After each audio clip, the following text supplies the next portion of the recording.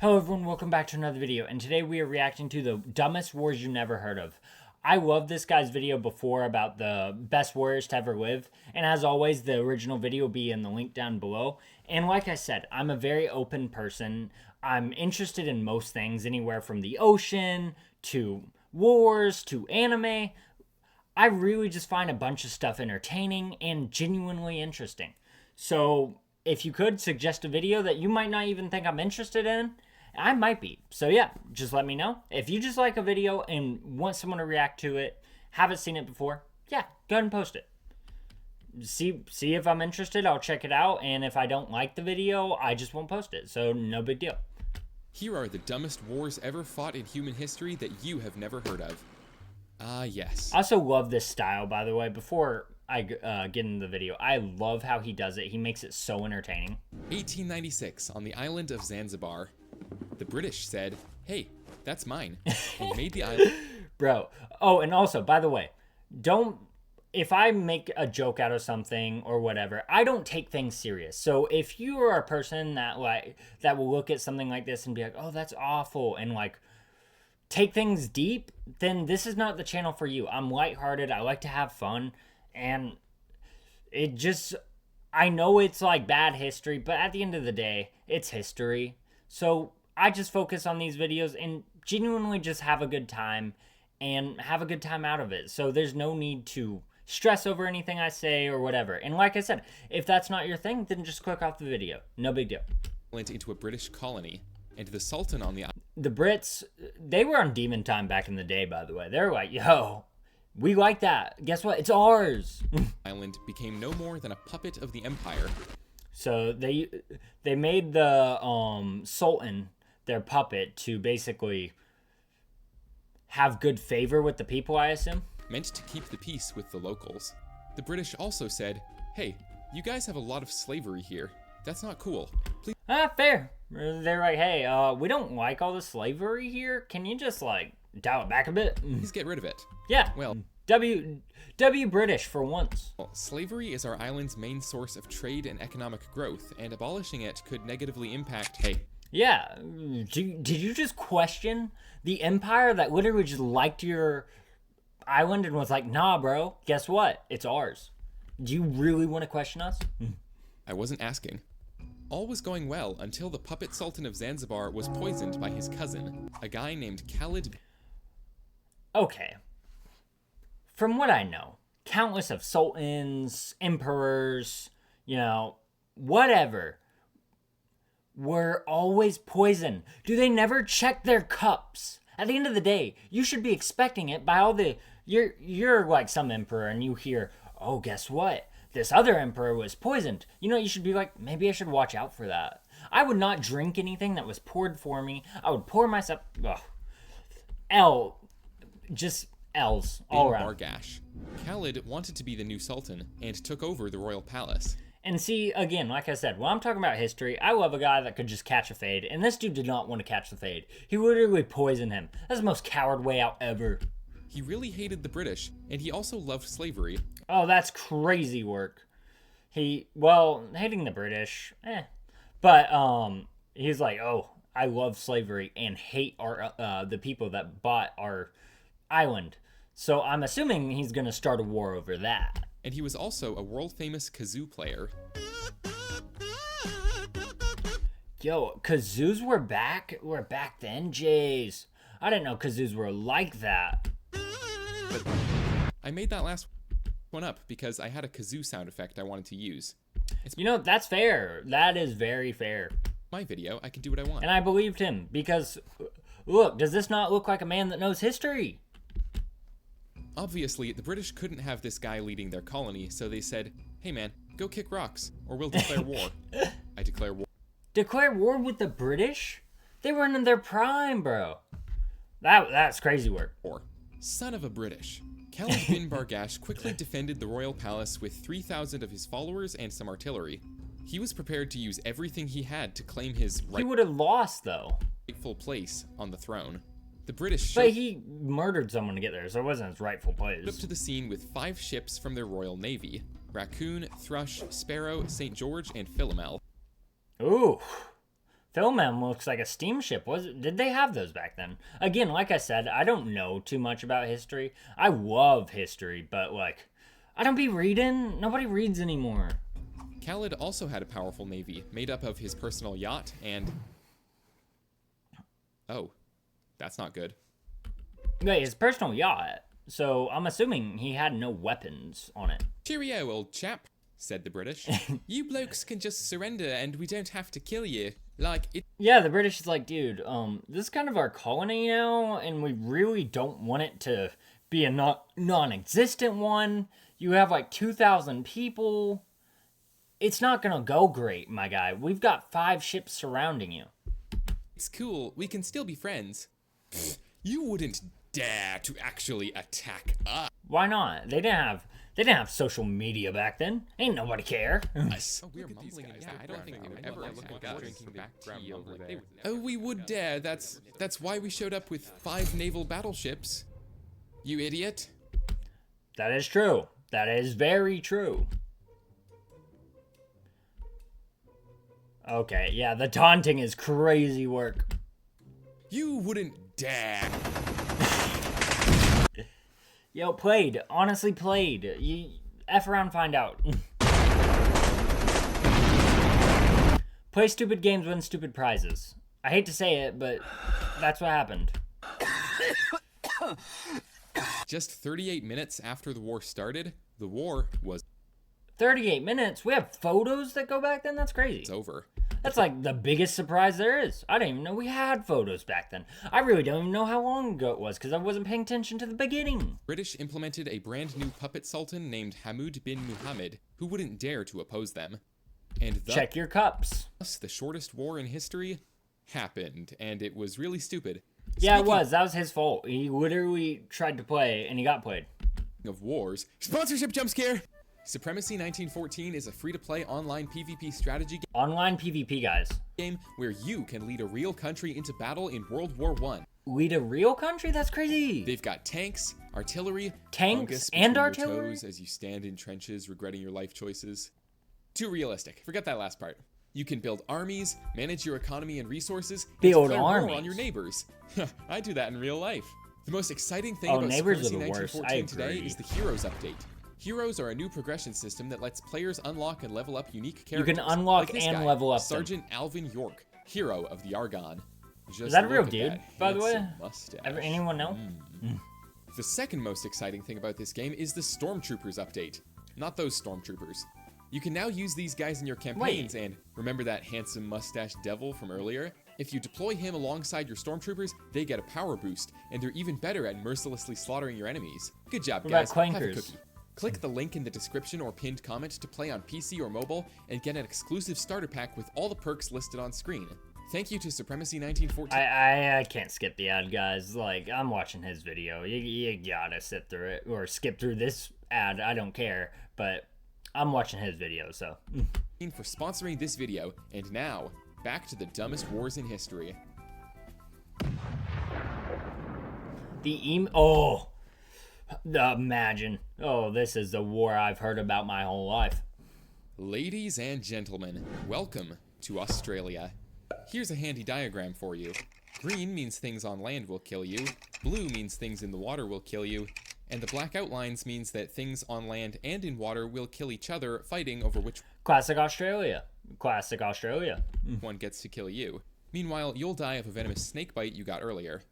After World War I, the Australian government gave a bunch of land to war veterans to keep them busy now that all the fighting was You know, I like that. They're like, hey guys, we're done with the fighting. You guys can just have land. over.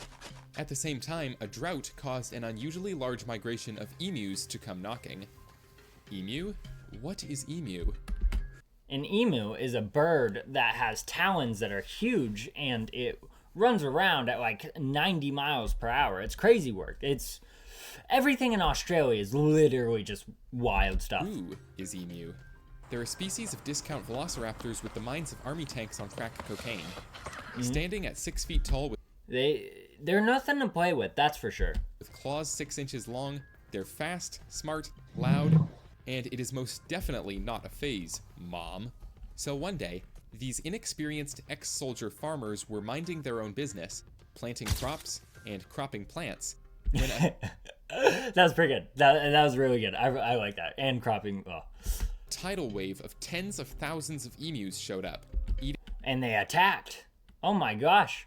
And then the Fire Nation attacked. eating and trampling and crapping on everything in sight. They broke down the farmers' fence. They literally came in, created vandalism, ripped away all their crops, and like, what are you gonna do about it? Do you know who I am? I'm the emu. Not a emu. Not just a regular emu. The emu. And the holes they left allowed rabbits and other pests to get in and eat anything the emus had left behind. Obviously, the farmers were pretty pissed. Those So they declared war. emus. Oh, honey, I'm sorry about your crops, but there's nothing we can do. Like hell there is! Gwendolyn, by God, this is just a phase. I'll make Don't you have to submit a declaration of war to start a war? So did they complete bad faith? Did they go into a war without doing the right scenarios? That's kind of crazy work. sure of that. This man was Major GPW Meredith, and he was put in charge of the Great Emu War. The war officially began on November 2nd, 1932. Meredith and 2 soldiers traveled to the town of Campion and spotted a mob of emus. They were ready. They're like, dudes, we might not win, right? This isn't a thing that is gonna be, we're gonna come back from. But there are thousands of these murderous birds. Grab your guns and let's see what we can do. Emus. How many emus? I don't know, maybe 6 or 7? Really? I thought it was like thousands. It was 50. They tried shooting Oh, my bad. I thought it was like thousands. at them, but the emus scattered in all directions and only a handful of birds were actually hit. They tried again a couple of days later, ambushing about 1,000 emus near a dam. However, the machine guns jammed after only 12 birds had been killed, and the rest got away. Yeah, because the emus were like, do you really know what... Those guns will do nothing. You'll take out like 12 of us, and then 30 of us will come back and vandalize your property. What are you going to do about it? They even tried gunning the emus down from a truck on a bumpy dirt road, but this didn't work because the bumpy dirt road made the emus faster than the truck, and the bumpy dirt road made aiming the gun difficult. Meredith complained that the emus could face machine guns with the invulnerability of tanks. They were like, ugh, I have seen a lot in my time. I have seen murder. I have seen the darkness of war. But you know what I haven't seen? A murderous bird that has talons greater than you could imagine. It's faster than the speed of light. And it's more durable than the hardest substance on Earth. And the newspapers Sorry. of Australia and the world mocked him for losing the Great Emu War. Quick side note, I'm trying out this new thing where I ask my viewers to vote on things in the comments. It increases engagement, which the YouTube algorithm loves, and it means I can pay my bills. So write a comment right now. Do you prefer dogs, cats, or parrots? It can be just one word. I'm not going to write a comment because I don't have the energy for that. I'll do it later. I will do that later. You know, I used to say dogs, but recently I've become a cat person. I've even got a cat recently. I love dogs, though. I really do love dogs. And I'm not a psychopath. So, I don't know. Anything helps. I really Where don't was know. I? Ah, yes. The emus kept on destroying crops, and eventually Meredith was called again to the front lines, and again he was defeated. On average, it took him and his team 10 rounds of ammunition to kill a single emu. 10 rounds? Jeez. The government started offering bounties. Even the kangaroo was like, nah, dude. Did you see those murderous birds? We ain't doing nothing about that. to anyone who could kill an emu, and this is what finally turned the tide of the war. In a 6-month period in 1934, over 57,000 bounties were claimed. Oh, wow. So a dude had a bunch of guns, couldn't do it, but a bunch of random people with axes could do it. But what really solved the emu crisis in Australia wasn't stronger weapons, braver soldiers, or smarter tactics. It was cash. It was the invention of a slightly better fence. The moral of this story is that fighting isn't always the answer, and sometimes you just need to establish better boundaries. To be fair, I would be livid if emus just started wrecking my place. The War of the Golden Stool. This sounds interesting. Look at this flag. This is the flag of the Asante people of what is now modern-day Ghana.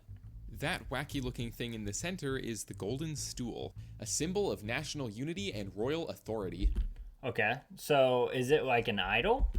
According to legend, the stool descended from heaven in a cloud of sparkly white dust and landed in the lap of the first Asante emperor, and it is believed to possess the very soul of all the Asante The very soul, jeez. people, the living, the dead, and those yet to be born. Naturally, it's a pretty important chair, and it's so sacred that no one, not even the Asante emperor himself, is allowed to sit on it. So is it like, does it represent a god? I'm really confused. Or is it just sacred to be sacred? That's really interesting to me. That part is important. In 1900, the British realized they hadn't conquered the Asante people. British is like, hey, what are you doing? Oh, I don't even know, dude. What are we doing today? I don't know. Hey, where have we conquered? Here. Yo, anywhere in Africa? I don't think so. Alright, let's go. Yet. Hey, we should go conquer the Asante people. Bloody hell yeah, we should. Like I said, British run demon time. So they conquered them and made them into a colony. They sent a guy named Frederick Hodgson to go to Asante and do some colonial administration, whatever that means. When It means conquering. showed up, this happened. Hey guys, I heard you have this really cool sacred stool lying around here. I want to sit on it with my big white pimply British ass. Okay, why are you trying to sit on their stool? I don't even necessarily know what it represents, and it might not even be like, it might not mean anything to me, but at the end of the day, why? Like, even if I was him, there's just no reason to sit on said stool. It already hurts you when trying to build a relationship with these people. And then I'm going to give it to the queen, so she can sit on it with her big white Oh, that makes sense. pimply British ass, because she is your ruler now. Got it? Now, where is that stool? The Asante people said nothing in response. They just went home and started preparing for war. They're like, nah, you know what? Demon time. Obviously, Hodgson was an idiot. Some of you watching this video are still little babies crawling on your hands and knees with little farts in your bellies, and even you know that you shouldn't try to steal a sacred spiritual object from another culture for Yeah, that creates war. Always. literally no good reason at all. Thousands of Asante warriors attacked the British colonials Oh, so they like went to war. in their village, and 1,000 All because of one stupid guy they hired. It could have been a peaceful transfer of power, but this dude was just a yapper. British men and several thousand Asantes died in the following War of the Golden Stool. The moral of this story is that you shouldn't try to stick your bum where it doesn't belong. Even after the war was over, the British kept looking for the Golden Stool for some reason. Yeah, no. The British be wild back then. Especially, I feel like this guy's just stupid. Because the conquering thing, there's just no way about getting around that. Like, you can't say it's like good. Like, that's definitely just bad. But if you look from their point of view, why do this all over a stool? Why not just like conquer the territory and just be like, hey, okay, we'll leave you alone. Have your spiritual stool and we're gonna chill. But then they started to do stupid things and they literally just got brought into a war because of one idiot. For 20 long years, they searched and searched, but the Asante people had hidden it well. You'll never put your dirty British butt cheeks on Why are they so obsessed with sitting on it? I don't understand. my sacred stool. Then in 1921, the golden stool was finally found by a group of African railroad builders. They stole the golden ornaments from it, and the Asante people sentenced them to death. But the British intervened and had them exiled instead.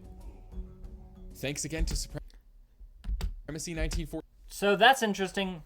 I really enjoyed that video. Let me know if you want to see more history and stuff like that. It was a great time. And yeah, that stool thing, that was probably the stupidest one. The Emu one, valid crash out. The first one, it was like they had to do it because of one dude that literally tried to enslave his entire country. So I'd say the stupidest one is this one. The first one was stupid because he tried to fight with the people with a bunch of weapons. That's just dumb. But yeah, I hope you guys enjoyed. If you did, please leave a like and subscribe. I greatly appreciate that. And I'll see you next time. Have a nice one.